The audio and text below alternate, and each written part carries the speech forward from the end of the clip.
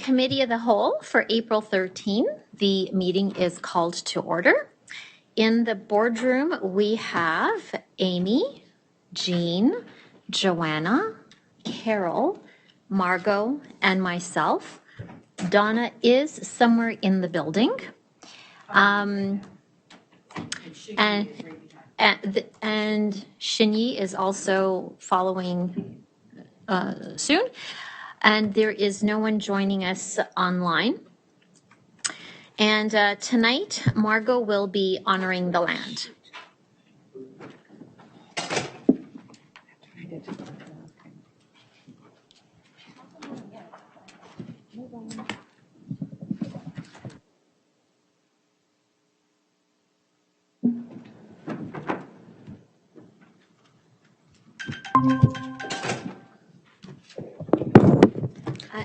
And sorry, before Margot reads the land acknowledgement, just want to acknowledge that Kelly is joining us online. I was going to say from the beach, but now she's in Halton. Halton, as we know it today, is rich in history and modern tradition of many First Nation and the Métis. From the Anishinaabe to the Attawandaron, the Haudenosaunee and the Métis, these lands surrounding the Great Lakes are steeped in Indigenous history. As we gather today on these treaty lands, we have the responsibility to honor and respect the four directions: land, water, plants, animals, ancestors that walk before us, and all the wonderful elements of creation that exist. We would like to acknowledge and thank the Mississaugas of the Credit First Nation for sharing this traditional territory with us.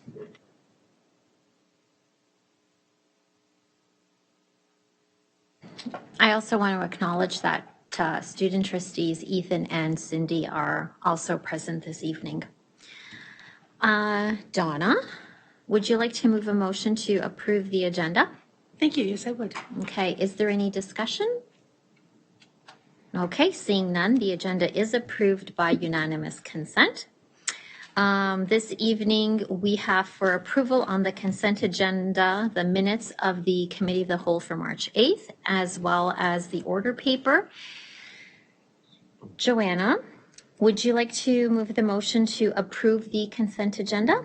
I move the motion. Thank you. Is there any discussion?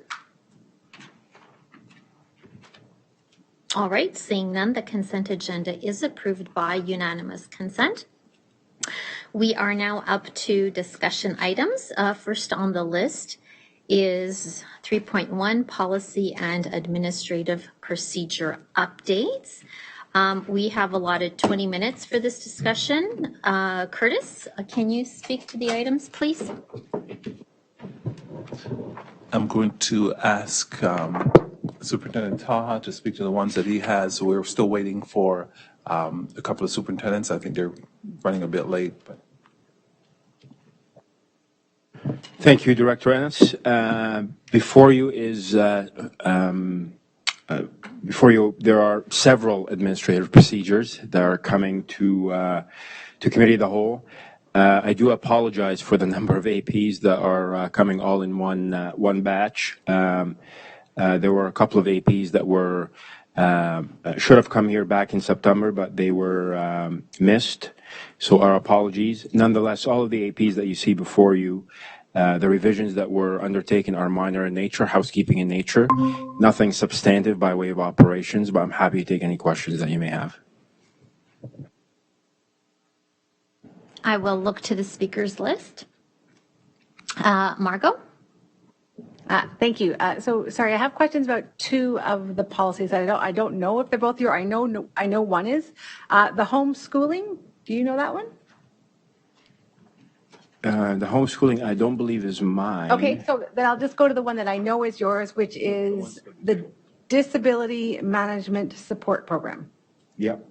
Okay, so in that policy, so when I look at it and I look through the numbered pieces for procedures, and so I look at number 3, and it says the employer may request an employee to provide medical documentation for any given absence. So my question is around the word may.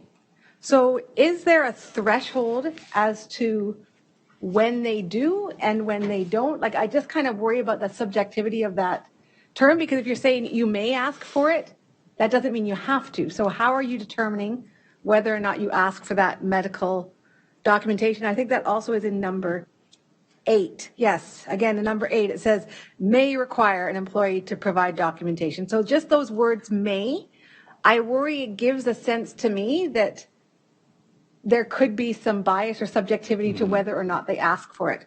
Because then in number 12, It speaks to a particular number of days correct. where you must provide. You must, yeah. Yeah, so thank you for that question, Margot.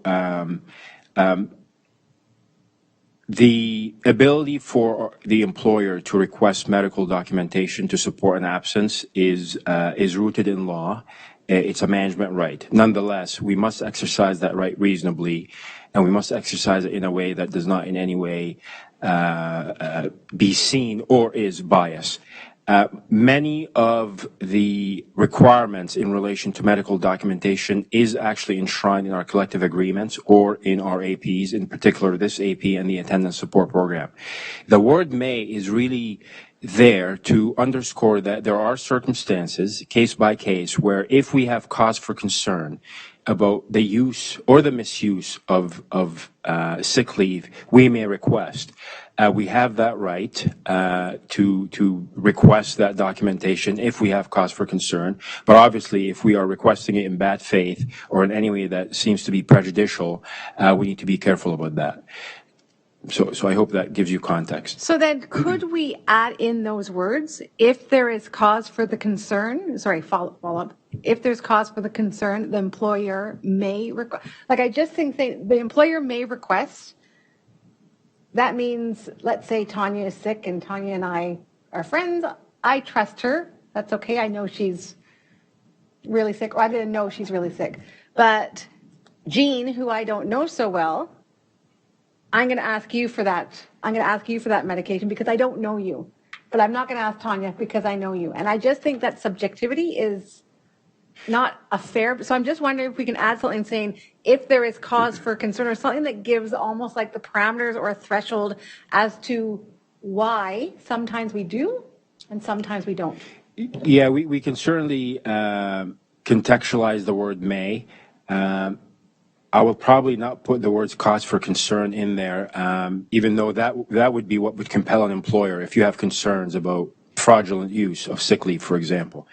But we will frame it in other terms. What I will do is I'll refer to other APs to see if I can borrow some language that would, qualifies the word may, so it's not arbitrary. Yeah, I worry about as far as just for people who are having to produce that, if they see that word and think, well, why are you asking me? Right. And you didn't ask him. So that's fair. Thank you. Fair. Jean. Thank you very much. I was looking at the AP work violence prevention in the workplace. And I just want to be clear that this AP is really about employees on employees. It's not about students and violence against an employee. Is that correct?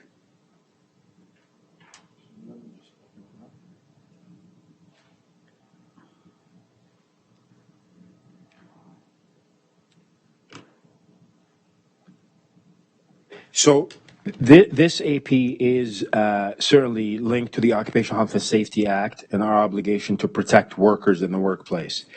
So yeah, in the very narrow sense, it speaks to violence in the workplace, primarily, violence against workers. Predominantly, the source of the violence is probably workers, workplace tension, but it could be also violence against workers that could happen through domestic circumstances. So we have an obligation to also protect our workers from external violence. But to your question specifically, the AP does not address student violence or violence in the workplace, in the classroom. From a behavioral sense. No, that's not the intention of this AP. Having said that, if there's violence in the workplace where the student, for example, is carrying a weapon or is aggressive towards a worker or anybody, this AP will apply.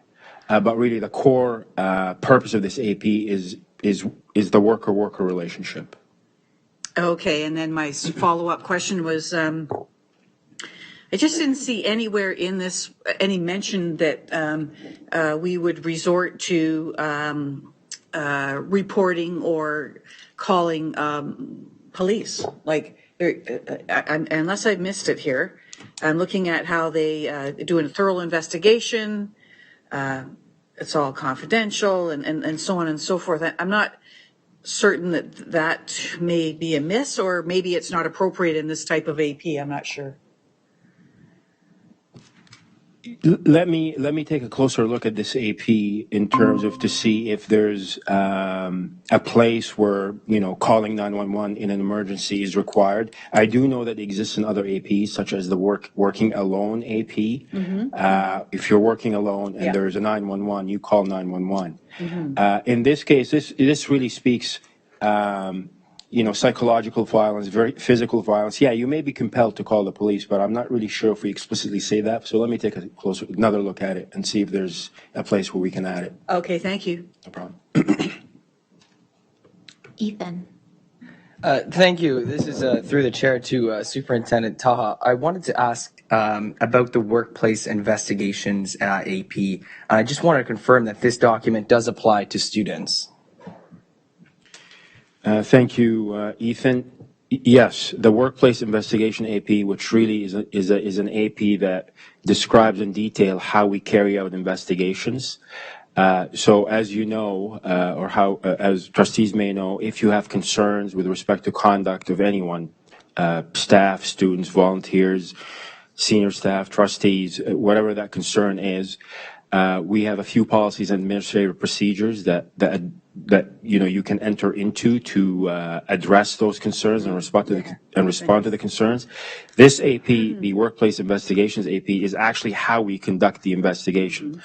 So yes, if a student files a complaint against a staff member, this AP is how we carry out the investigation, where the student is the complainant in this case. Perfect. Just to follow up, I wanted to ask if there was any thought to making this document more student-friendly, as it does apply to students in the reporting process. Can you expand on that? What do you mean by like the use of language within the document, making it more accessible, or I would say for someone in high school, this document, certainly someone in grade 9 might be a little bit more daunting. So taking a look at the use of language potentially, or making it more student friendly would kind of be my question, if that would be a thought to consider for the future. No, thank you for that clarification, Ethan. Yeah, that's something that we can certainly look into. Perhaps we can have a companion guideline, a quick guideline for students, a link for students specifically that would simplify some of the technical jargon in there, if I can frame it like that. So, okay. Thank you. Shinyi. Thank you. I want to discuss about the accommodation report. So in that report, in 1.3b, it says a condition of mental impairment or development disability. So in these words, I'm thinking the mental impairment is a very broad concept in different contexts. So certain type of mental impairment are still eligible for accommodation in a teaching position or supporting positions, but not all.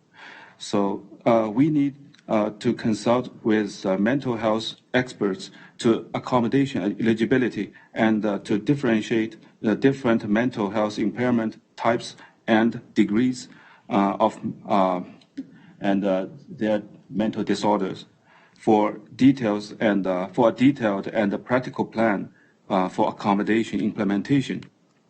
We also need to evaluate the impacts on the students who are at the age of the psychological and social skill development. A risk assessment of the accommodation plan is also recommended to ensure the well-being of the students. Thank you. Could I just ask which of the admin procedures, I was trying to find it madly, that you were referring to? Accommodation. Accommodation? Yes. Work accommodation. Okay, thank you. So that's 3.1.14. Got it. Yeah, the question is regarding 1.3B. Thank you.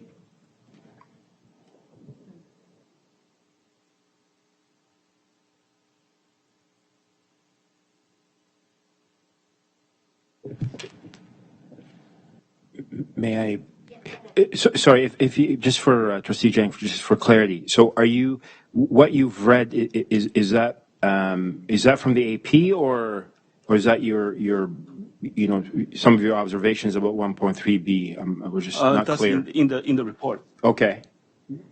Okay. So, did you have a question or? So yeah, because Sorry, I missed want it. to clarify because for me it is not very clear, and it's just to say the accommodation for the mental impairment. So it doesn't say what type of mental impairment and at which degree. So we can accommodate for which position, because I don't think for students' well-being, not all type of mental impairment and so it's still eligible for a teaching position. That's my concern. Thank you for that. So absolutely, when we are provided with documentation from a staff member who's struggling with mental health or a mental impairment, the documentation we receive outlines the restrictions and limitations. It's through that analysis is when we determine whether they are able to perform the essential duties of the job. So if they are completely disabled due to their mental impairment, and that in any way would risk the safety and well-being and their ability to deliver on the essential duties of the job, then they would not be at work. So the determination of whether they're able to perform the essential duties or not is really set out by the physician through or their caring physician through the limitations and the restrictions that they outline to us. And we exchange information and dialogue with their practitioner to determine whether we're able to accommodate them or not. So that dialogue does happen. In terms of getting a bit more information as to the nature of their impairment and whether we're able to accommodate or whether they have to be at home seeking medical treatment until they're in a position that they're able to deliver on their essential duties. I don't know if that answers your question.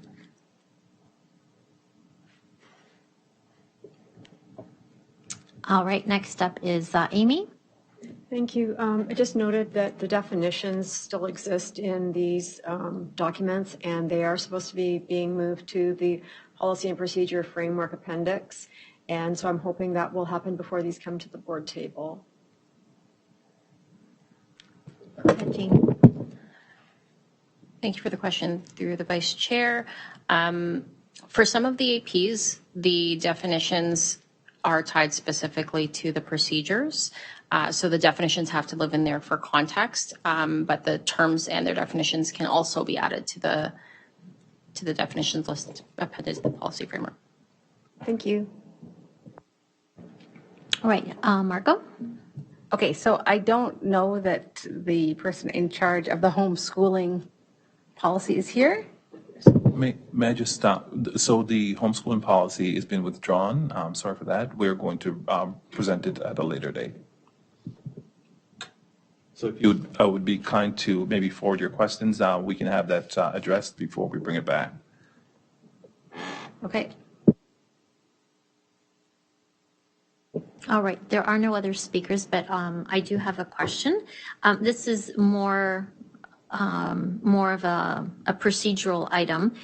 To follow the terms laid out in our policy and procedure framework, all of the APs need to tie back to a policy. And as I went through the different policies, I noticed that a lot of them didn't reference a policy. The other thing is the revision dates. Some of them have revision dates of September, October, November, but we're now in the month of April. So I'm hoping that perhaps some consideration can be given to have all the revision dates as of this month to show that they are current as of today. And the third item is the review dates, the future review dates. I noticed that some dates are a year from now, 2 years from now, 3 or 4 years. I don't know what the standard is for review dates, but perhaps we could look at that to ensure that the review dates are more in sync, because we don't want to give staff more work than is needed. If we can buy them an extra year or two from review, I think that would be ideal for staff. So those are my 3 suggestions. Thanks. Jean? Just to provide trustees some context, the APs that may be reviewed every 4 years have been marked that way, but for some of them, there are regulatory reasons that they need to come back annually or biannually, and so those dates are where the mismatch is happening. Thank you. And just in follow-up to those comments by Jean, I would imagine that any AP, if there was some situation or some circumstance that came to light that required us to have a look at an AP, that we could, even though the review date has not yet arrived, that we could pull it and have another review. So that we do have that flexibility, I think. Go ahead, Curtis. Thank you so much, Tanya. I also want to invite Superintendent Godet to speak to any items that he has here, as well as Superintendent Ngoy. So Superintendent Godet? Thank you and good evening. I think most of the changes are grammatical or updates and minor revisions. The largest change was with respect to portable classrooms, combining 2 administrative procedures into one. I do take note, though, of the earlier point made that we don't tie this back to a policy, and I'm not sure that there is a policy that applies. This is more in terms of indicating how we allocate, distribute our portables, and locate them on our sites, and then provide regular inspections to make sure they're in good condition. I'm happy to take any questions, and but like I said, that's the largest one in terms of portable update. The rest are pretty minor. Okay, I'll go back to our speakers list. Amy? In response to some of the comments that have just happened in the last 3 or 4 minutes, the policy and procedure framework policy specifies how these things are supposed to happen. And so if we're not all familiar with that document, I would be happy to provide professional development on how that process works, because it seems that it comes to us every single time and we have the same questions every single time about the review date and the fact that there is no tie to policy and that there should be a policy for every single procedure. And it's a policy that drives a procedure, because as we know, the policy is the why and the procedure is the how. So if you don't have a why, you wouldn't have a how. You've got to have a why in order to have a how. And I know that sounds funny, but who's on first, what's on second? But some of these things keep coming back time and time again. And we really, really need to follow our framework policy, because this is what keeps the engine running. From the perspective of someone who's been in a governance role for 12 years and who has worked very closely with policies and procedures, I got to tell you, if we don't keep this straight, we end up not knowing which way is up. And that's not good for a board of trustees who's sitting around the table trying to govern. And it's not good for a director who's trying to tell staff how to do their work. And it's not good for senior admin who are then trying to speak to principals and staff members about how things work. Because if nobody understands how we're supposed to do it, then we're not going to be doing it properly. And I know I sound like a stickler, and I am a stickler because this is my passion. But we have to get this under control. Go ahead, Donna. If it'd be point of privilege, point of order, I was just going to request, could we all have that framework sent to us again, just to be on the safe side? I would have, thank you. If I could have that link sent to me, that would be wonderful. I've been off for 2 months and I'm a little behind on finding things. Thank you. All right, Curtis. Sorry, not to take any more time, but thank you for that comment. Amy, we are mindful of and are continuing to make those tie-ins to policy before procedure. But as you can appreciate, this has some very deep historical, sort of lack of connection between policy and procedures in the board. And so as we move forward, we're getting better, but we're not there yet.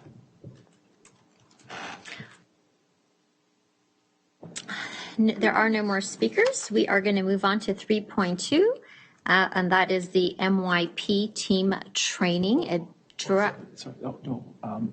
Trustee Superintendent Ngoy, Roxana wanted to just say something. Go ahead, Roxana.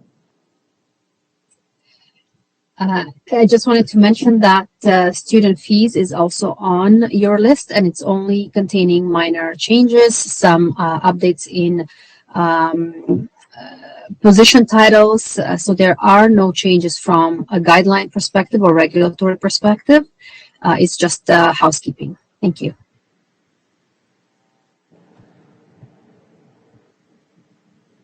All right, there are no questions. Now we're going to move up to 3.2. MYP team training, the draft report. We have 20 minutes allotted for this discussion. Curtis, the floor is yours. Thank you so much, Tanya. Trustees, you have before you the proposal regarding the multi-year plan in terms of team training. The focus, of course, is going to be on the foundational elements of the multi-year plan. I believe that to really bring this to life, I would ask trustees to look at what the PD committee, Amy and the team are putting forward in terms of the PD proposal for potential May 1st. I think that serves as a good template for the things that I see us working alongside the Board of Trustees. I know Trustee Oliver put forward a motion that may be coming back again in terms of creating an ad hoc committee working with staff and trustees in designing what that particular strategy might look like, what are the things we need to focus on, how we need to get there, how are we going to, the kind of expertise and facilitators we're going to use. So that's the plan, but we need to make sure we're doing this collaboratively.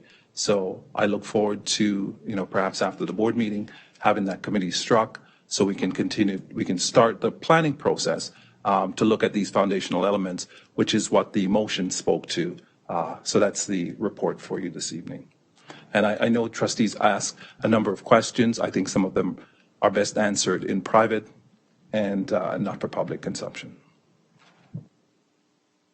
All right, I will look to our speakers list. Joanna. Okay, thank you, Director Ennis, for this. As I look at it, I see a great alignment, as you mentioned, with the motion that I had deferred from last board meeting. And so having this information, I'm going to do some revisions to the motion that I had proposed, and I'll bring a new revised motion to the board, to the next board meeting. Margot? Thank you. So I'm just clarifying. This report then is a complementary report to the motions that are already on the floor. Correct. It seeks to speak to the spirit of those motion. There's one motion. There's one motion that's currently on the floor. So in this, so my question for this is so I know part of the motion was also about a special advisor. So where does that relate into this report?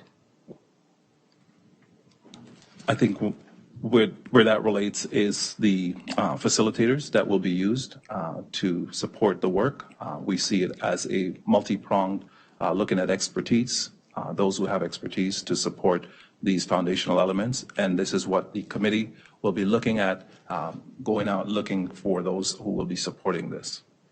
So follow-up, can I ask, do we have, and I don't know if this will be coming from Joanna's report, but do we have an idea as to what areas of expertise we will be focusing on? So we have all the foundational elements of the multi-year plan, right? So the adaptability, relationships, innovation, communication, accountability, and engagement. We're going to be looking for those based on what the ad hoc committee describes as the things that we need to work on as a board. Then we'll be looking for someone who matches, has the expertise to match that. So that's what we'll be doing. Okay, so I get the pieces, so I'm just going to pull up my little piece about, I understand the whole idea of, adaptability, relationships, innovation, communication, accountability, and engagement, which are the pillars or the commitments of the multi-year plan. But what I'm wondering is, so from that, looking at an expert, so when that, we don't have, like, we're not going to go out and say, okay, I want somebody who's good at adaptability. I've got somebody what type of person. And again, this could be coming from what Joanna is bringing forward. I don't know. I'm just asking for clarification.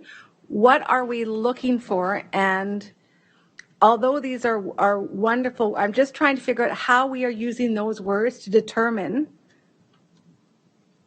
where we are looking for, how or where we are looking for somebody.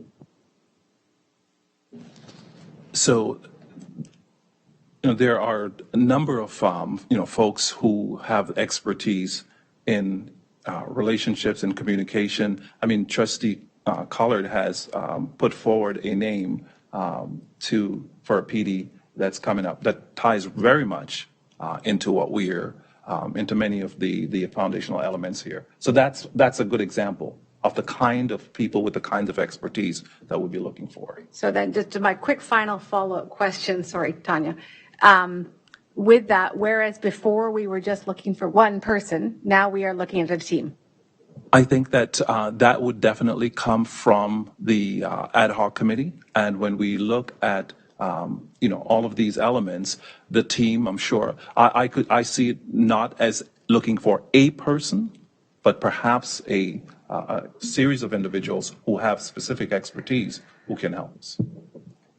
Okay, thank you. Mike, I don't know if I'll leave it for now. I might come back later. Thank you. Amy. Thank you. So I'm pleased to see this coming forward. I like the idea of a team approach because experts can't be an expert at everything. And so building a team of facilitators to come in and work on these elements, I think, is a good idea. And I'm very much interested in being a part of this ad hoc committee. I'm sure that I won't be the only one who's interested in being on it, though. But I think it definitely moves us in the right direction. My concern is actually at the end of the report where it says, participation costs for all sessions will be funded from the director's in-year initiatives budget for senior staff and trustee prior term reserves for trustee participation. Trustee prior term reserves can only be taken out by board motion. So you can't say that in this report because you don't have a board motion approved that we are going to spend X dollars from the prior term reserve. So that's one area that would have to come piece by piece, just like I'm bringing the motion next week for us to spend $1,750 on Marianne Thompson Howell for that communications piece. These need to come forward one at a time. And including the information about why we think this person is the right person, and it goes down to a vote at the board every single time. So I just want to make sure that that's clear and that we don't assume that a portion and how that portion is determined is stated in this financial impact. Thank you for that, Amy. I'm wondering, Roxana, do you have any further comments to that?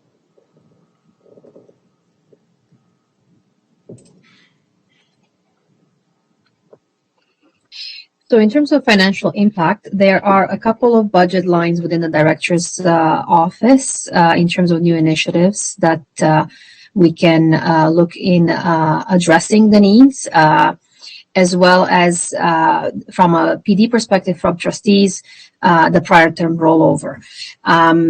so I think from that we can work with the current budget that we have. We do need to determine through collaboration the scope of work, and as we determine the pieces that we want to work together on and what we want to procure, I think looking through quotes or RFPs or whatever the proper process would be, it would give us an idea of what comes back in terms of costs. Looking at facilitators and coordinators and PD sessions, I think we have sufficient funds set aside, and we don't typically put a number to one particular area or facilitator. We want to see what the quotes come back at. I'm happy to take or answer any other questions.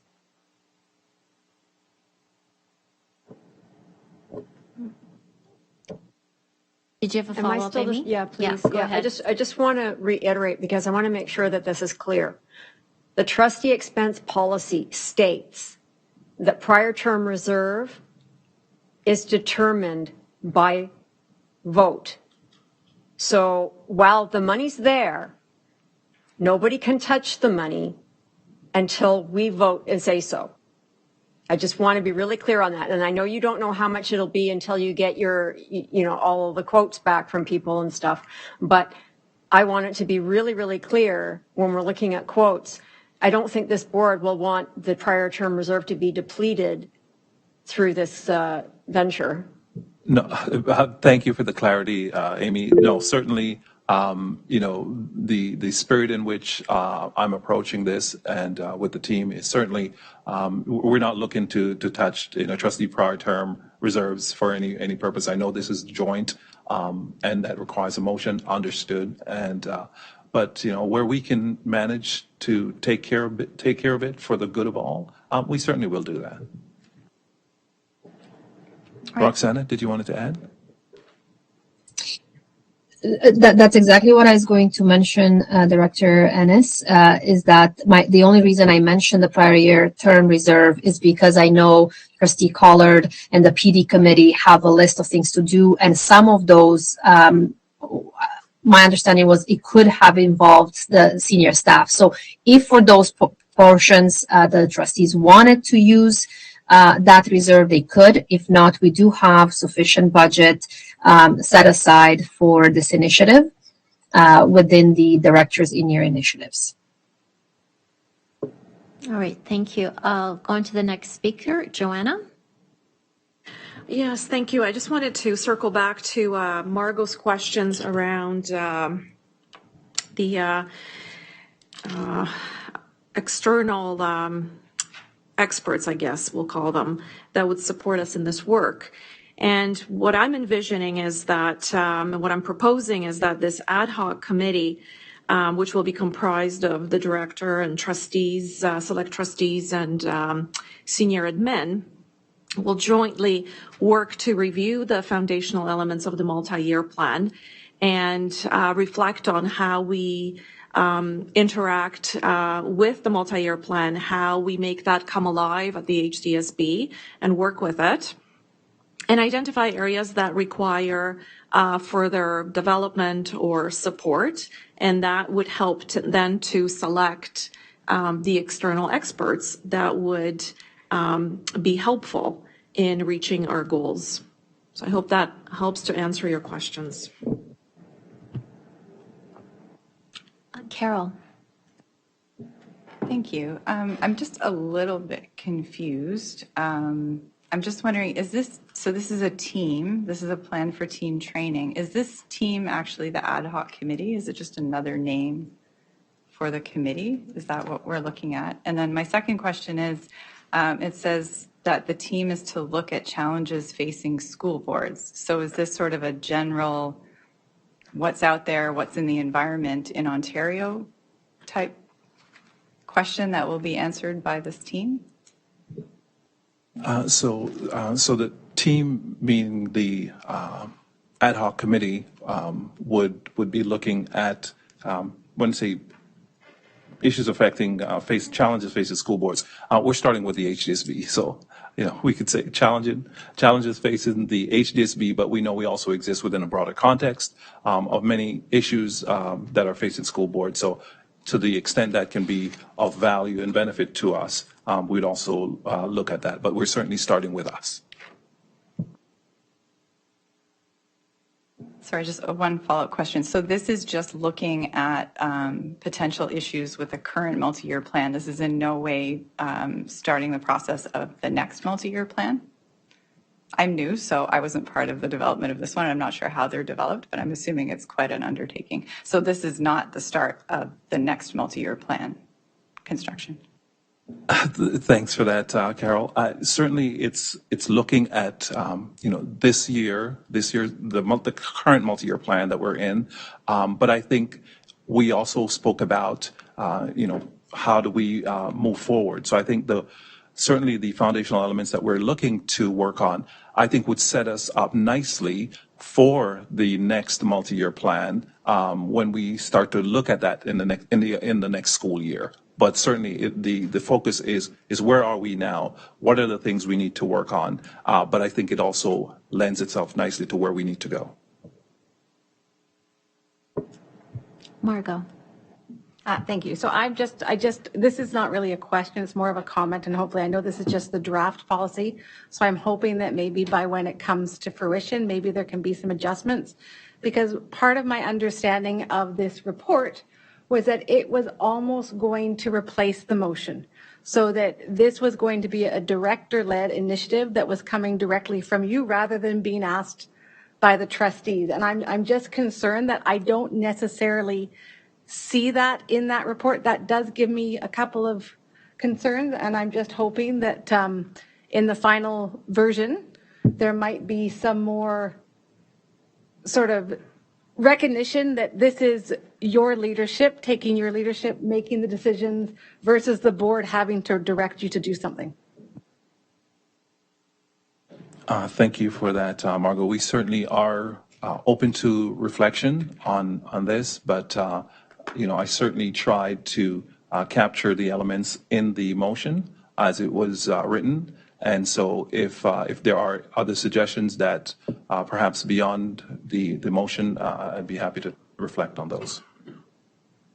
Yeah, just my only concern was, as I said, I thought, and again, I could be wrong, but I thought that we were looking at hopefully having the opportunity to look at this replacing the motion, but it appears that it's a complement. So I just want to be mindful of the direction that we're going and how we're moving forward. Thank you.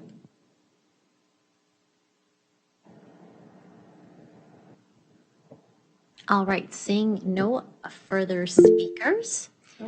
Oh, okay. Naveed, go ahead. So I just wanted to understand this the team of experts that we are looking to engage are going to be in place of the special advisor that we were supposed to engage earlier. Am I right? Yes, you're correct. I think that the looking at a number of individuals with the expertise to speak to the foundational elements, I think is an approach that would give us the more precision in what we actually need. Okay. And I also understand that one of the major objections raised were the cost involved with hiring that special advisor. That was coming close to like 90,000 or something, if I remember it right. So instead of one person, now we are looking to hire a team. How does the cost compare, and how do we justify that?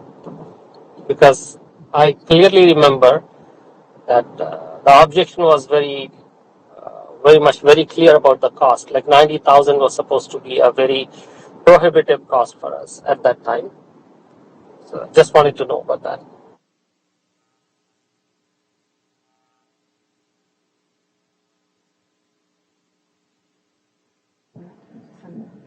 Go ahead, Curtis.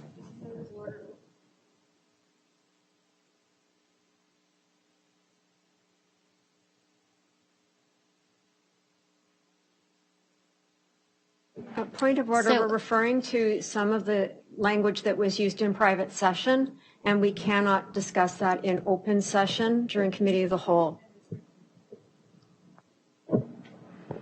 Okay, so Naveed, did you hear what Amy just said? Yes, I did. Okay, thank you. Okay.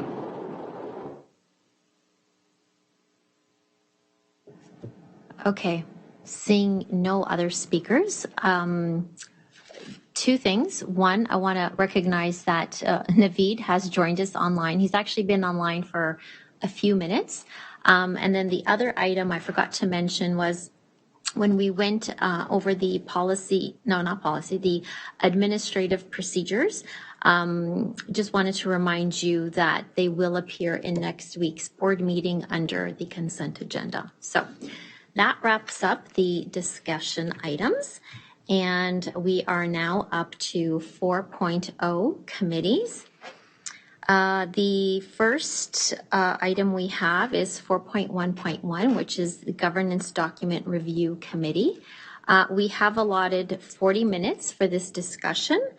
Amy, the floor is yours. Thank you. We won't be needing 40 minutes.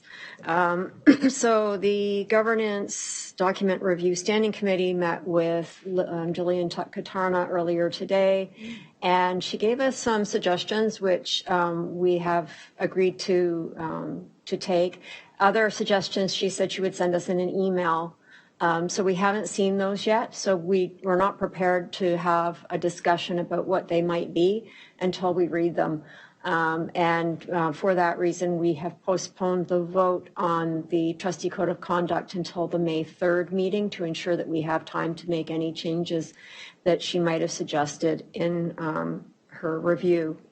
And we will also be contacting OPSPA because our code of conduct is based on OPSPA's code of conduct, and we want to make sure that anything that has been brought to our attention by legal review is of benefit to them as well as they advise the entire province on what a code of conduct should have. Are there any questions on that particular item? I'll take them now. Yes, we do have a speakers list. Jean? Yeah, thank you very much. Amy, you've just mentioned that the committee met earlier today with Jillian Katarna and that some of the things proposed would be acceptable or adopted. Would you like to share some of those things now, or do you want to wrap it all together when the rest of her report would come in? Yeah, it's better to have the whole picture, I think, because it won't make sense if we just take little snapshots here and there. Better as a cohesive package. Fair enough. Are there any other questions? No, not on this topic, so you can proceed to your next item. The next item is the Committee and Appointments Governance Procedure. Back in December, when we did striking committees, we made a commitment to reviewing the Standing Committees section of the governance procedure to ensure that all of the changes that had been requested were reflected. And so we've brought forward the document, and there have been a few small changes, not anything substantive really, but oh my gosh, we're not looking at the right one here. The hyperlink brings the current one up. The hyperlink's not bringing up the one that I sent in. That's not going to help. Let me see if I can find where the other one is.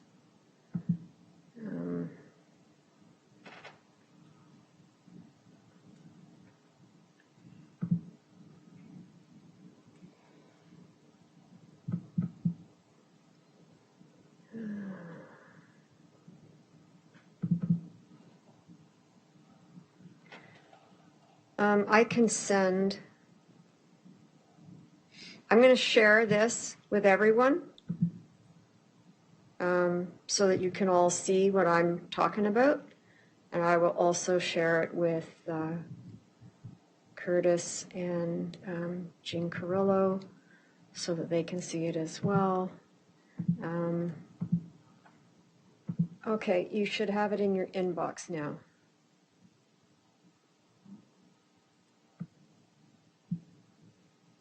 Got it. Do you think, could we get this on the screen, Jean? Thanks.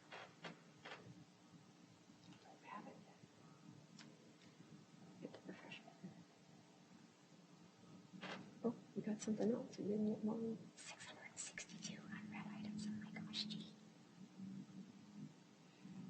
Mostly junk mail. Oh, like the Toronto Star and stuff like that. Okay, but I don't always open. Okay, so now it's up on the big screen, and hopefully everyone's got it in their inbox by now. No. Okay. The first paragraph is untouched. Is it my vision or is that blurry? Okay, so I thought it was just me, and I'm glad that it's not. Can we make it larger? It's easier if everyone can see it in one place. There we go. Okay. So the first paragraph is unchanged. The second paragraph, we have the membership and chair of a standing committee will be determined through the striking committee process. In the prior iteration, it was just the membership that was determined through the striking committee process. The chair was not determined until the first meeting. In the second sentence, the members of each standing committee shall appoint a secretary and may appoint a vice chair at the first meeting. The secretary is a new position now that we are publishing our committee minutes, and the vice chair is not required, but may be appointed. The third sentence has just been changed to include the secretary and replaces November 14 with the anniversary of the board's term. Because as we know, the government can change when our term anniversary is, so this makes it easier for us to maintain the document in case they change the date again. The most substantive change actually is in the next paragraph. And where it says, unless otherwise stated by resolution of the board, the term of a standing committee will be renewed annually on the anniversary of the board's term. Prior to that, it had said that all of the standing committees would no longer exist as of the anniversary date, and that they would have to justify their existence. This is an easier way of handling it. It's like negative optioning versus positive optioning. They continue unless the board decides they don't want them anymore. And then we don't fall into the hole that we fell into in the last striking committees where people were saying, but we didn't approve that they would continue. Mm-hmm. And that created a bit of a boondoggle because we were trying to work around our own process. And so this is considered to be a friendly way around it, where they will be renewed unless the board decides that they don't need them anymore. And so that was a reasonably simple change. There are no other changes made in the standing committee section. If you have any questions, I'm happy to answer them. Yep, we do have a speakers list. I'm going to ask Jean. Jean, is your question from now or from before? Okay, so I will go to Donna. Thank you very much. I like the work here, particularly in the third paragraph with the renewal. I think that's an excellent piece that will save a lot of confusion. My question is around identifying the chair at the same time as striking committee. I have a feeling I know what the reasoning behind that is, but I was just wondering if you could clarify that for me, please. The reasoning is because that we are actually doing that in practice. So we want our policy and our procedure to match what we're doing in practice. But it's also because the chair calls the first meeting. And so if you don't have a chair, how can you call a meeting? That's what I was thinking. Thank you for clarifying. You're welcome. Joanna? Thank you. Totally support all the changes. I do have a request since I have captive audience.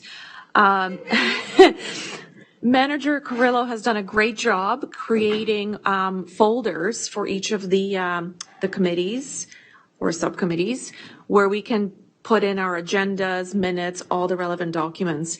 And so I ask that everybody please follow that practice if you're chairing or vice chairing a committee, because it makes it really easy for all the members to find the relevant information.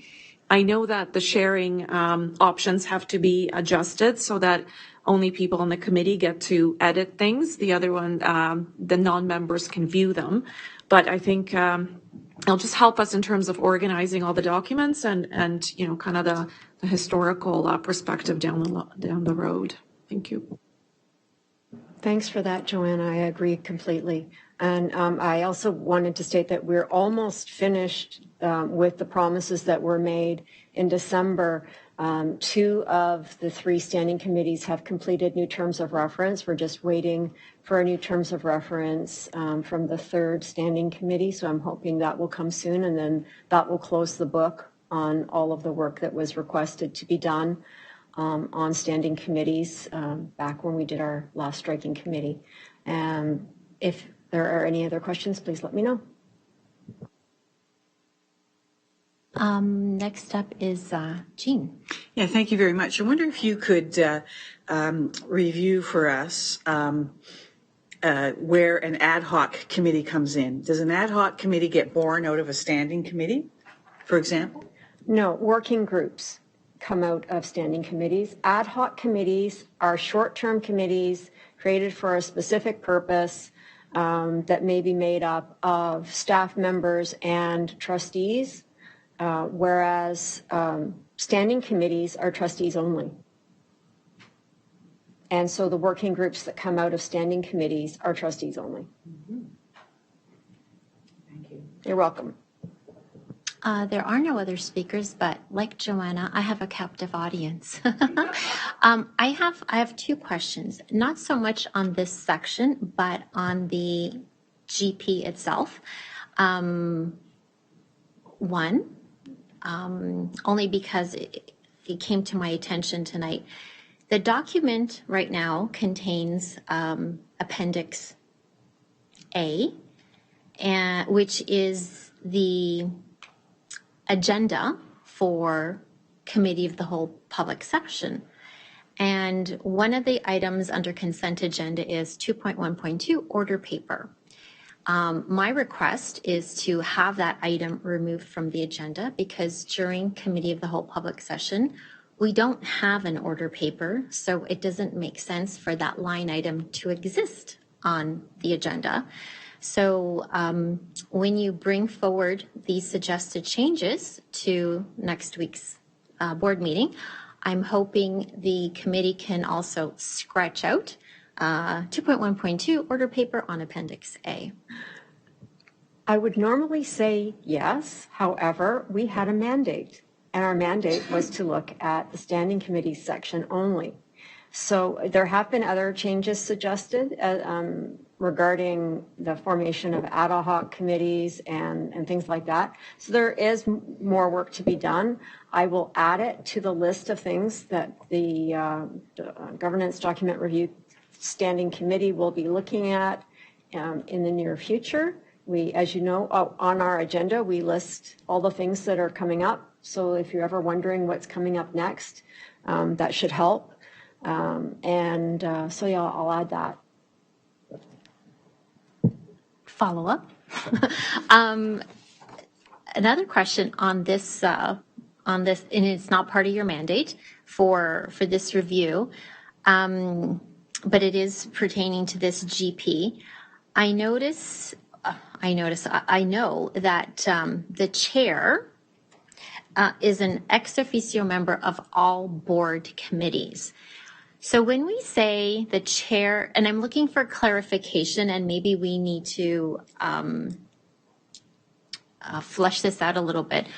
What does being an ex officio member mean? Does it mean that they get to be part of the committee, and does their presence count towards quorum?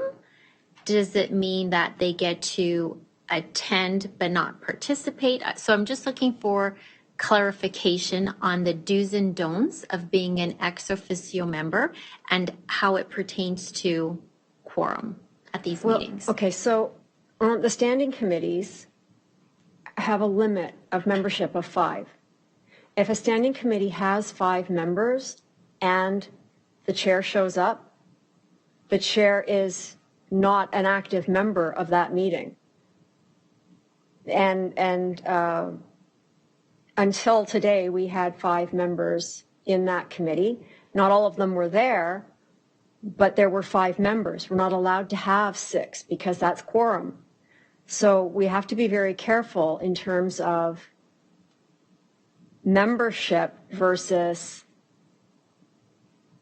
being able to vote on things. We have always allowed the chair to speak at our committee, but the chair typically doesn't get to vote because we do have 5 members. So we can't allow a 6th member. Okay, so for clarification, when we say is an ex officio member, it means a person who can attend but cannot participate. No, she can participate, but she can't vote. But she can't vote. So she doesn't count as quorum. And so okay, so it doesn't count as quorum as Right. well. Okay. Yeah, because we already have the maximum number of members in that committee until today. Okay. So is there anywhere we could maybe add to that to-do list just to flesh out that language? Yep, sure. Okay, Yep. Perfect. Thank I'll you. add it to the list. Okay. Yeah. I'm going to go back to the speakers list. We have Jean Gray. No, I don't. Okay, I have Margot. Hi, so I'm following up on this because this does, and it confused me today too, because I kind of assumed that if I went to a meeting, and not that I want to throw my weight around, but that I could be a voting member, because if there's not, like I think about if we have SEAC and we have our members and they can't go, somebody goes in their place. So with today, with the meeting that was held, that there are 5 members, there were not 5 members there. I was there, so I don't know. I'm just kind of wondering, and I'm maybe going to ask to General Manager Carrillo I don't know if she could give us some clarification, because I just think ex officio to me means that you are a voting member. Okay. So I'm just wondering. Thank you for the question. So generally by convention, ex officio membership for chairs of boards, councils, and deliberative bodies, they're full participating members on those committees. So the chance to put themselves on the speakers list, to present items, to vote. However, what Trustee Collard is saying is also correct in that the way the committee's procedure is written creates a maximum number. And so I understand the concerns there. What I would say about the questions of quorum is when a committee is meeting and it has its agenda, it has its membership listed, if another trustee observes that meeting, for example, that trustee who doesn't have the right to participate by virtue of being the chair wouldn't be counted towards quorum because the committee has a defined membership. So if the chair is attending a committee meeting that already has 5 sitting members, it's not a quorum of the board because there is a fixed agenda for that committee. So its decisions are not reflective of the board as a whole making its decisions. It's the committee's work. So even though there are 6 sitting members of the board, they're meeting as a committee. And I hope that hasn't confused it further. But Because I'm just wondering, so what happened with today was we had a meeting and some people left, so then there was 3 of us left. But because there was only 2 members, we didn't know if we had quorum, and I thought, do we? Because I'm there. Even though it is a board of 5, but there was only Tanya and Amy left. Tanya, Amy, and I were left at the end. So is that quorum or not? If there's a member of 5. I'll have to take that question back. If I'm not mistaken, the chair's presence at a committee doesn't count towards quorum of that committee. Okay. But I can look it up to be certain, but that's what I... No, you're right. The chair's presence does not constitute quorum. Yeah, sorry. I know it was confusing, but yeah, that's right. Okay, seeing no further questions. Amy, will you be bringing just one of the items to board next week? The standing committee's item will be coming to board next week, yes. And I've already submitted the report. Okay, perfect. Thank you.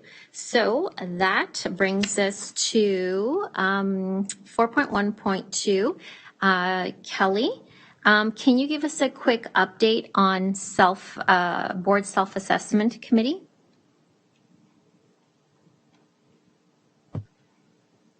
The board self-assessment committee hasn't met a few weeks ago, and we are prepared to bring to one of the upcoming meetings. I have to look at my notes.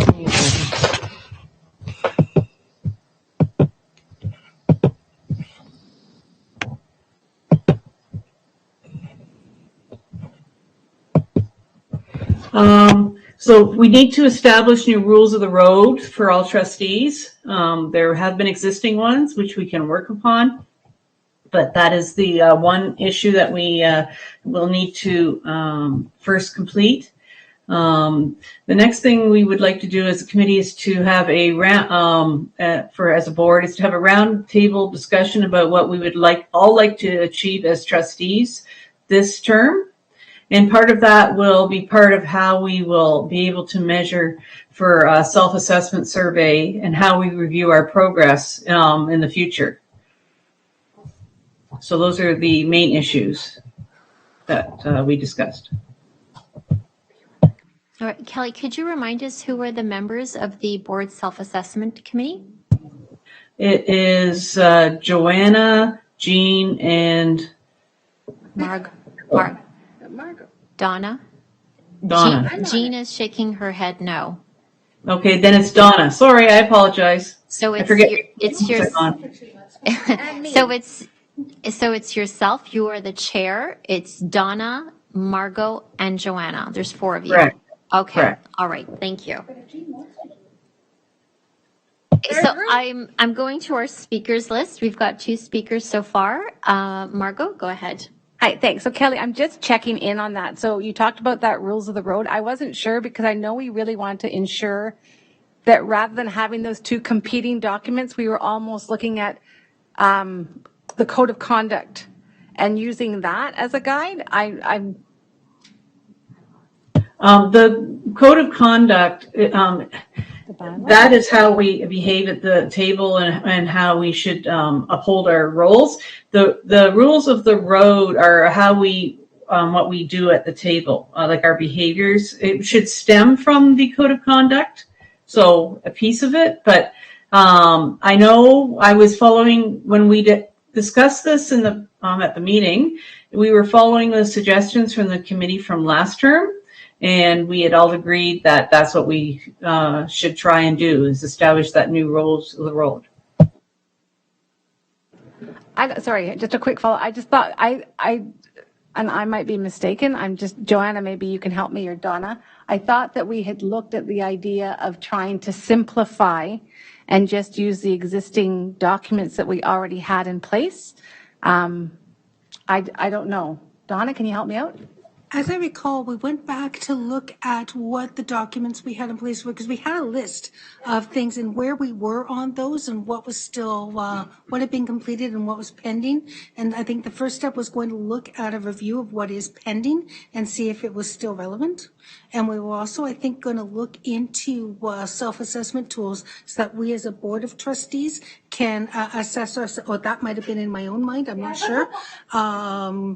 But a while ago. Yeah, really. That was my thing, but it's predominantly to look at what we have done and what is still relevant. But yes, the rules of the road was one of the very first things that was on that list as pending to be looked at, because it was something that in the prior term trustees had found useful. All right. I will go to the next speaker, which is Amy. Thank you. I think it's important for the committee to establish its terms of reference first before embarking on any work. Amy, we have. Excuse me, I'm speaking. It is important for the terms of reference to be in place before the committee starts doing work. We can't use the terms of reference from last year because, as it was pointed out to us in December at striking committees, until each one of those was renewed, they didn't exist, which meant the terms of reference no longer existed because they got renewed brand new. So there is no terms of reference for the committee, and it is now April, and we still don't have a terms of reference for the committee. As far as rules of the road go, we have bylaws, and we have bylaws for a reason. And having 25 items scattered all over a little cardboard piece that most of us can't see without our glasses on anyway, in front of our desks, is just repetitive of what's in the bylaw. And so I am not in favor of doing rules of the road. I think it's fine for us to have team building professional development, but rules of the road, we should always be bowing to our bylaw and not to what trustees around the table think should be the rules. The rules are in place, and we are a governance board, and we need to stick by our governance bylaw. May I respond? Go ahead, Kelly. The terms of reference, I actually sent to Manager Carrillo a bunch of weeks ago. I believe she said that maybe it had to be reformatted, but I wasn't sure what the format it should be in, but I did send it. Prior to even, I believe, the last committee's rules of the road that are terms of reference that were brought to the board. So they have already been established, and I believe they were shared at a committee of the whole previously. So I'm going to interject. Terms of reference have to be brought to the board for voting for approval. So, and we haven't approved the board self-assessment terms of reference for this year. I don't believe we have. No, I know we haven't, but I sent them to Manager Carrillo because the committee did complete them. I will find the email. Maybe she didn't receive it, but I did send them quite a few weeks ago.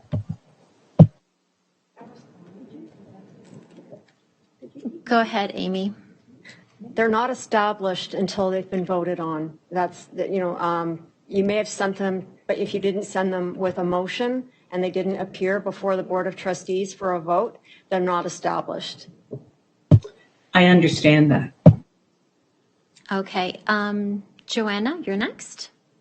Okay, thank you. Just wanted to circle back to the conversation about the rules of the road. And while I agree that we have our bylaws that govern us, I remember in my beginning of my second term, we had a PD, or more of a relationship building exercise, which served well for all of us to get to know each other and kind of talk about what's important to us at the board meetings, how we like to interact. And I think out of that were born the rules of the road. which help to specifically shape the way we interact in the boardroom, how we, carry the conversation, what is important to all of us. So I see great value in that. I do like to see them in front of me as a reminder of how to conduct myself or, how to carry a conversation and a reminder of what is important to people, right? That's something that I may not think as important or valuable, others might. And so having, seeing that reflected in what we call the rules of the road, or we can call it something different, I think serves a great purpose. So I'd be happy to come back to that practice. Thank you. Okay, so from my discussion with Kelly, I know that at the next committee of the whole, the board self-assessment committee will be sharing some information with us. And I think at that point, those discussions will be had. Is that correct, Kelly? Okay, perfect. I see Kelly nodding. All right. Margot? I don't want to say this is quick because I get in trouble when I say that. So but I'm thinking, Kelly, Donaldson and Joanna, I think we talked about the idea of using the bylaws to create a simplified version. So we were not reinventing the wheel. We were using what we had to create something to be that added support. But I don't know that it was quite the same spin that the rules of the road used to have. It was more of a simplification of the bylaws. I'm pretty sure, again, lots of things go on in my head that I don't know if they're inside or out.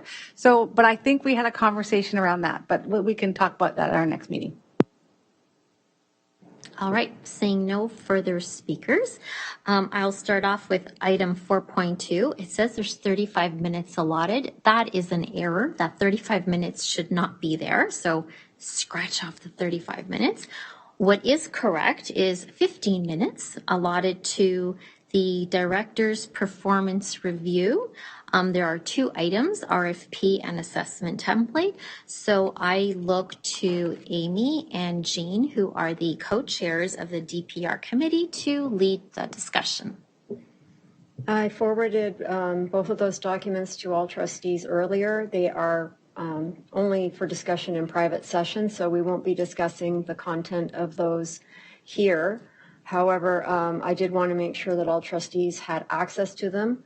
And in speaking with Director Ennis, he is prepared to have his notes and comments filled in by the 3rd of May, giving trustees 7 days to enter our own comments before we meet on the 10th to conduct the mid-year review.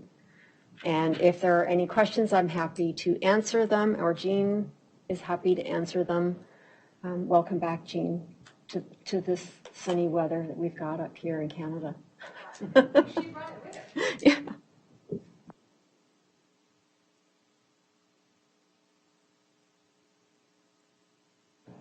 So we didn't need 15 minutes? No. Wow, I could have scheduled so much more stuff for this meeting today. All right. We're gonna be done early. Just a reminder, there is a PD session after this meeting. So, all right. So that concludes the committees. I know there aren't any other committees listed here, but because we do have some free time. Are there any other committees who would like to provide an update? Go ahead, Margot.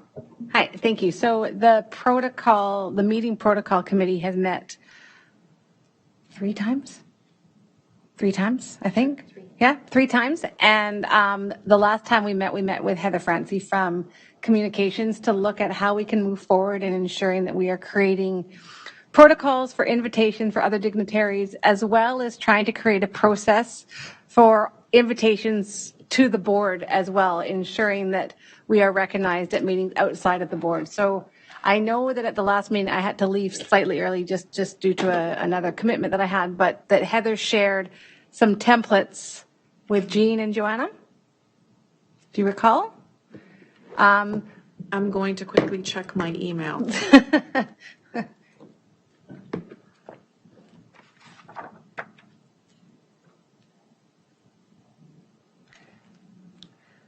So just while you're looking, Joanna, so I know that when we met, we talked about the idea that the one event that we do have protocols in place are for groundbreaking. So when there is a groundbreaking, there is a set list of people that are invited to that event. So MPPs, mayors, all those different types of people.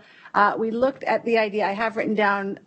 We found 8 different events that could be considered for events to be included in this policy, which are groundbreaking, school openings, 50 or 100-year anniversaries, partnerships with community organizations, capital projects where there's large school additions, before and after school. I don't know what that was. Childcare program, like before and after school programs, if there are expansions or new ones in the school. Maybe. Amalgamations or partnerships with outside agencies such as Brock coming to HDSB buildings in a not so distant future, and then graduations. We also then, from those different events, we looked at almost tiers of importance. Fun fairs, those are the other things that we looked at, and looking at the idea of who is in charge of those invitations and how do they know what the process is. So one of the things that Heather spoke of was the idea of having a welcome package for new principals that outlines all of those things, because this is where some of the difficulties have been with people who are new to the roles. They don't know who they're supposed to invite. So what we are planning is to look through, she's creating a memo for invitees to events, and I'm going to try to meet with Heather later this week to try to get the ball rolling. I know we were expected to report back in April, but I think we might be pushing that back to May. Jean or Joanna or Kelly, do any of you have anything to add because you were on this committee with me? I don't have anything too specific to add, although I did just check for any templates from Heather Francie and Joanna. I don't have anything here.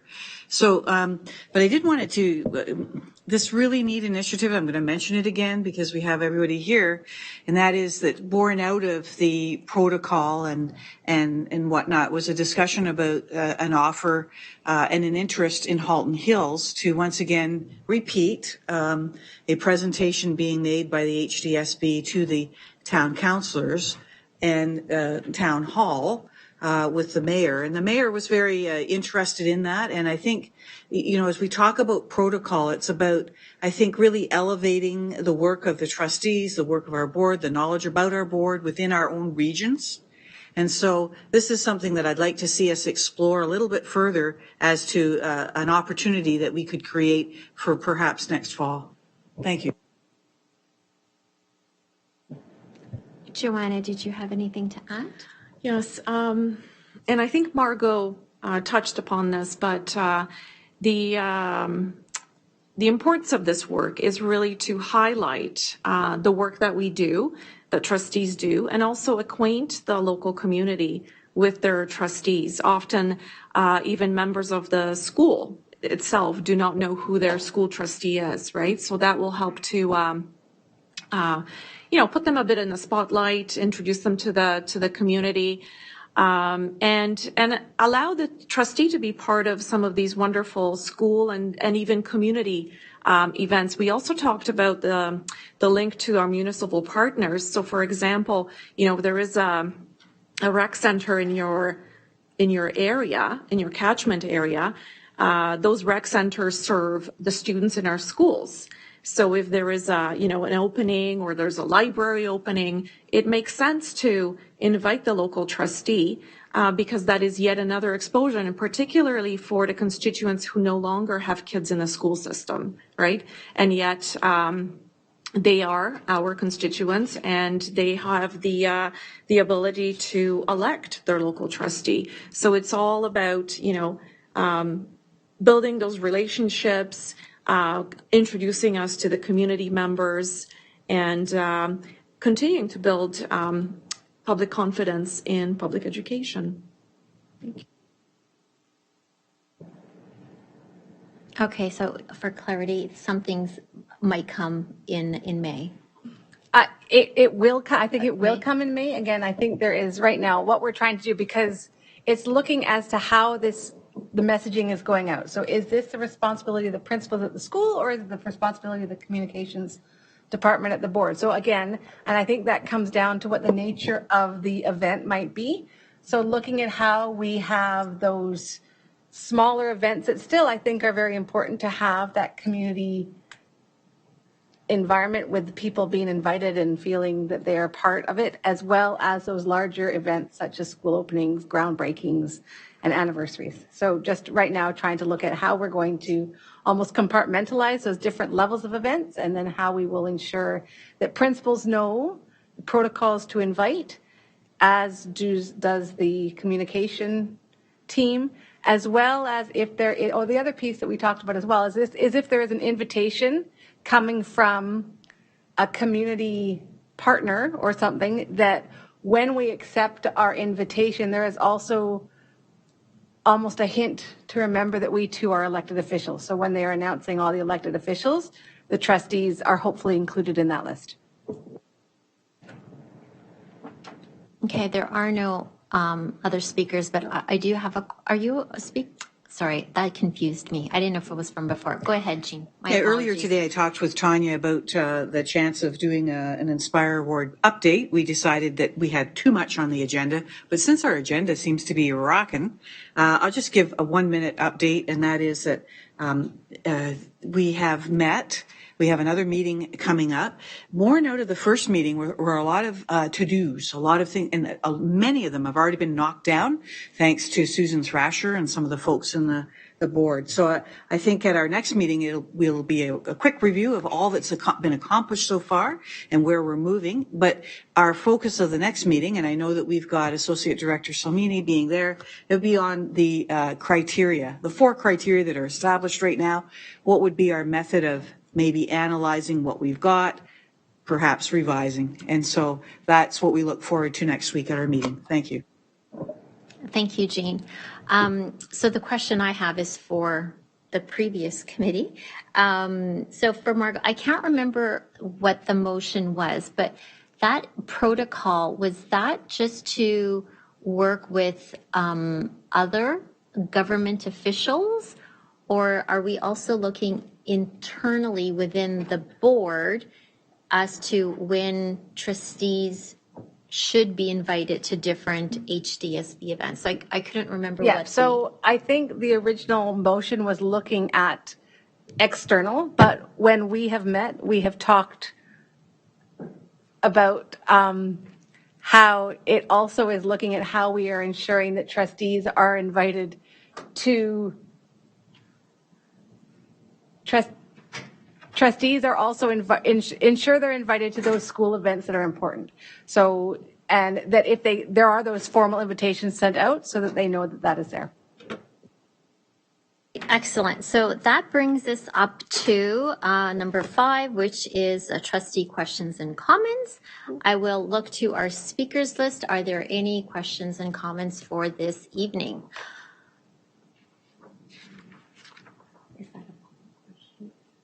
No, we're under trustee questions. Trustee Okay, so first one on the speakers list is Margot. Yes, thank you. So this is really more of I don't know, it might be something that I might like to come forward at the next board meeting. So when Curtis, and I don't know if Sari was there or not, met with the unions last week, there was conversations around parking lot safety in our schools and traffic flow in our schools. And one of the union reps asked about what can we as trustees do to help. So they talk in particular about certain schools and how when buses come to let the kids off, there's nowhere for the buses to go. Parents are driving their kids in and not really, once the kid's out of the car, it's a free-for-all and it just goes crazy. So one of the suggestions that was made is partnering or writing letters to our city officials to look at how we can create a collaborative approach to try to tackle some of those parking lot or traffic safety issues around our schools. When they were speaking specifically about a school in Oakville, if you remember, Post Corners. and looking at how they could maybe have a different place.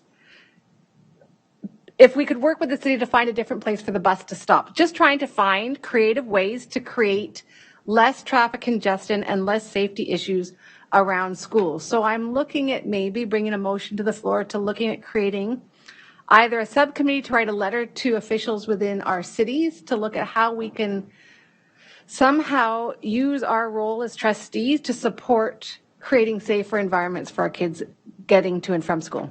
And I didn't know if anybody might like to put their hand up to help.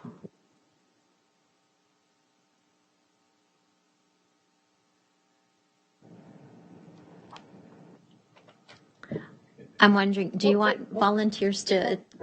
Okay, go ahead, Curtis. Thank you.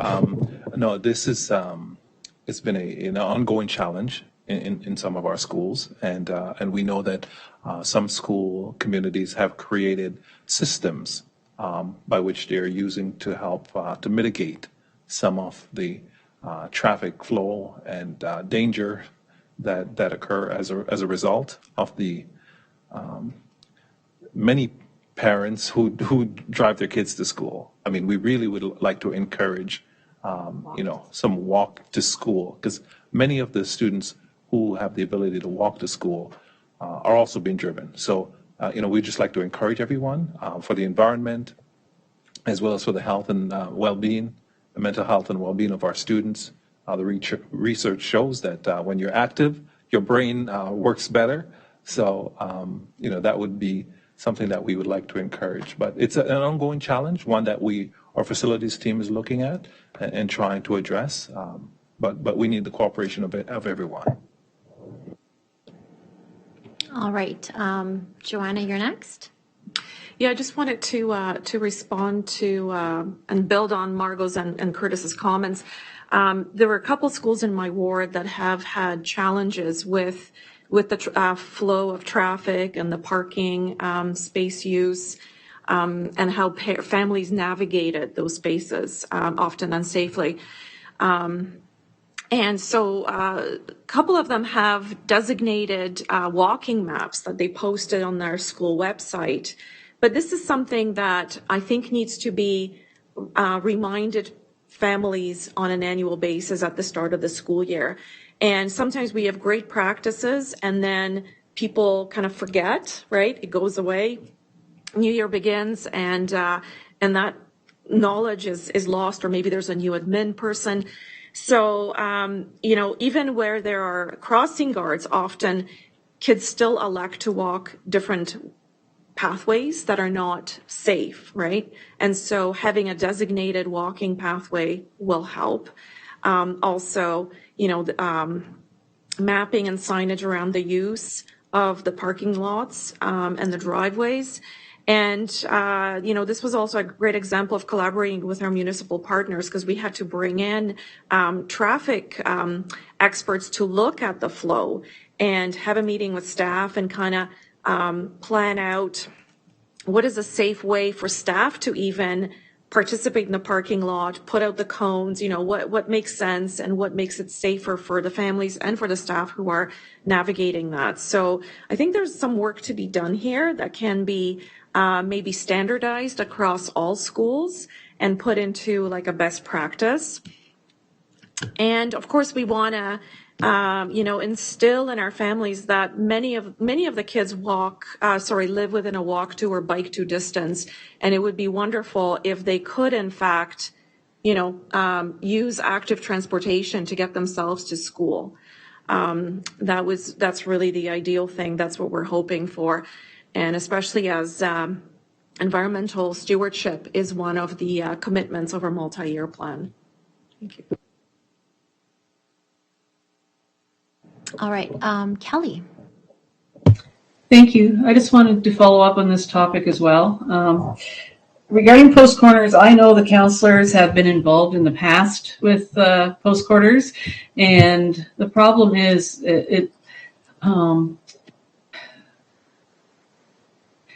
there is supposed to be a flow of traffic, and the buses are only supposed to be allowed in certain areas. but unfortunately, sometimes cars use those areas when they're not supposed to. They've actually done a very good job, and they've had a lot of parent volunteers as well as teachers out there helping direct traffic and that kind of thing. It does come down to, though, there are a lot of people who will drive as opposed to walk, and especially in the winter months. I've even seen cars from almost across the street driving their students at certain schools. So I know they've tried things in many of my schools, things such as a walking school bus. But again, you have to have volunteers to be able to do something like that. So this has been an ongoing problem. It's been going on as long as I've been a trustee, so that's a long time. And I like the idea of what Joanna has said, but maybe the sharing of best practices. And I'm sure there are many schools that have those, some ideas, and maybe they could be captured somehow to be shared around from other schools, because there may be more administrators. I'm not sure. Writing to our municipal partners, we can try, but I know I back onto a school, and there was a reason. Recently, it's all the parents that are stopping waiting for their students. They actually had to stop allowing them onto the parking lot, the cars. They actually barred all cars from the parking lot. So Kelly, I don't necessarily have the right way forward yet, but I just think it's sort of a topic for conversation for us to move forward, maybe creating, as you said, sharing best practice, looking at how we can build on those partnerships. I don't know writing letters is the right way to go either, but I just think we need to look at what we as trustees can do to support and work with our municipal counterparts to find ways to maybe make it a little bit safer. That's it. Thank you. So for clarity, are you proposing an ad hoc committee be created to perhaps? I think so. Okay. So you'll write a report. I will write a report. I'll bring it next meeting. All right. Fantastic. Okay. Okay. Last speaker is Joanna, and then we have to move to public questions. All right.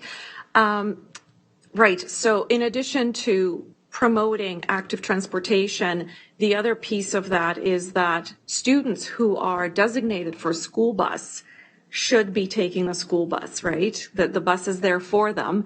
And that will do away with the parents having to drive them using cars, etc.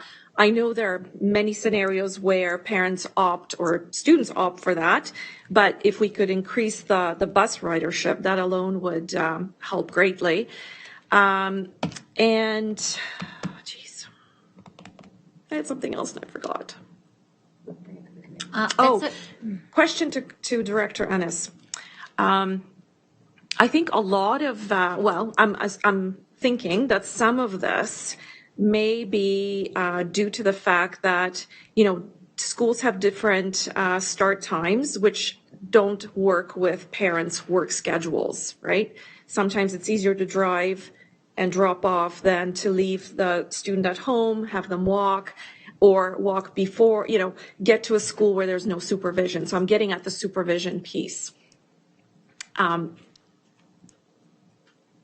Is it feasible to consider, I know it's to consider, but is it feasible to put into place some kind of supervision in schools so that students who are too young to be on their own, perhaps, or to alleviate some of the anxiety that, that parents may have around the child going to school before there's proper supervision, right? And kind of hanging out on the blacktop by themselves. Curtis? Thank you so much, Donna. Thanks for the question, Joanna. Certainly, that's a challenge. We know that, many parents and guardians have the challenge you've expressed. But supervision is a very prescribed, sort of function and duty that we need to adhere to according to our collective agreement.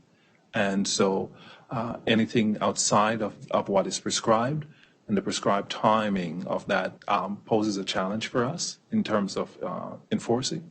So as difficult as it is, I don't think we can step outside of the parameters that exist. I look to Superintendent Taha if he wanted to add anything further. Yeah, that's exactly right. The supervision is very regulated. Supervision minutes, drop-off times. In fact, it's in the Education Act as to when teachers have to receive a student, 15 minutes before the instructional time. So if we are to provide supervision of students outside those parameters, we're looking at, hiring staff who are dedicated to supervise students outside of those, set instructional day timelines. So we'd have to think about that, how we can do that, the costs associated. But with respect to the existing cohort of staff that we have, we work within, very, very tight parameters as far as how many minutes and when and how and who. So, yeah, it's tricky. Right. So, Joanna, I know that, so tonight's discussion isn't about the ideas and all the limitations. I think that could be hashed out once the committee is established. So, share all those ideas, and then we can figure out what limitations we have on us as we try to find a solution. All right, so we are now up to public questions. I have checked the system, and there is one, and I will delegate this task to Marco. Thank you. So looking at the chart here, we have one question, and it's actually directed to our student trustees. And the question is, Ethan, will you go to prom with me? Wow, yes, I will. Oh, that's so sweet. Oh. Yes, I will.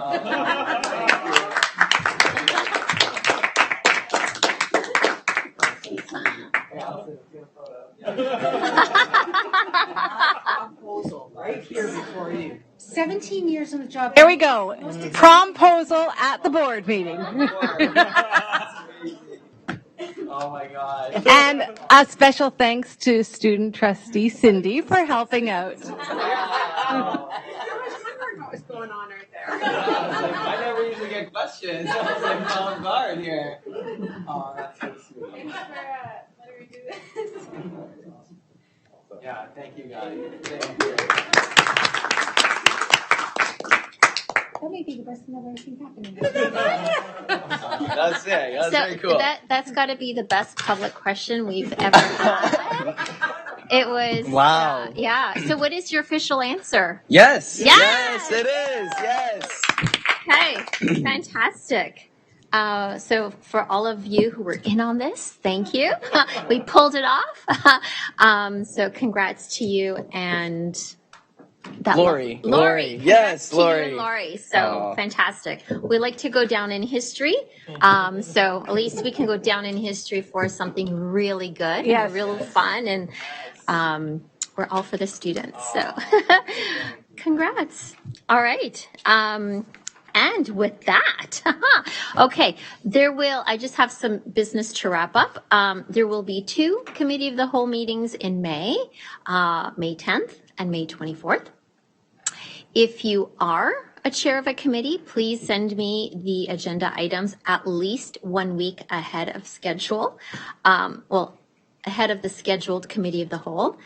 FYI, the May 10 agenda is already full, but I am accepting items for May 24th.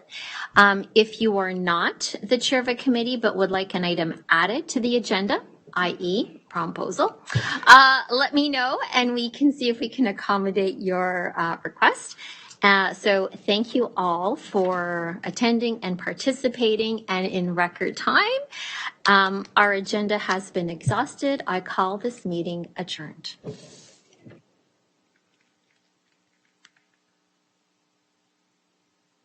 We're going to take a 10-minute bio break, and then we're going to go straight into PD.